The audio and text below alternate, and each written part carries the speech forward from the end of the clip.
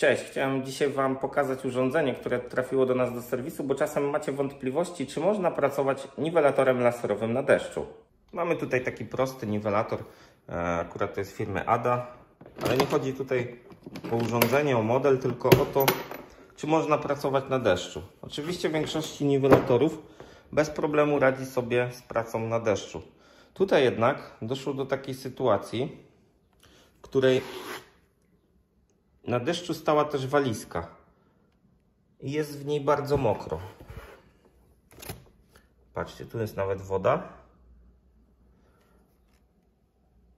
I wszystko, co zamknięte jest w tej walizce, jest mokre. Urządzenie też posiada ślady wilgoci tu na dole.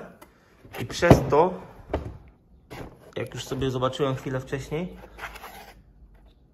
tutaj, nie wiem czy to widać na filmie, tutaj też zebrała się woda.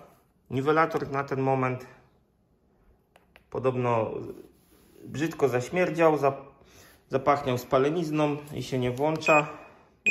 Detektor jeszcze działa, coś świruje, tutaj też chyba widać już ślady wilgoci u góry. Więc tak, no, urządzenia w większości mogą pracować w warunkach deszczowych. To wszystko znajdziecie w instrukcji obsługi swoich sprzętów. Ale najważniejsze jest to, żeby po skończonej pracy w mokrych warunkach wziąć ten sprzęt ze sobą do suchego pomieszczenia, otworzyć taką walizkę, wyjąć ten niwelator, wyjąć ten detektor i niech to sobie w nocy obsycha, żeby nie było takiej sytuacji jak tutaj.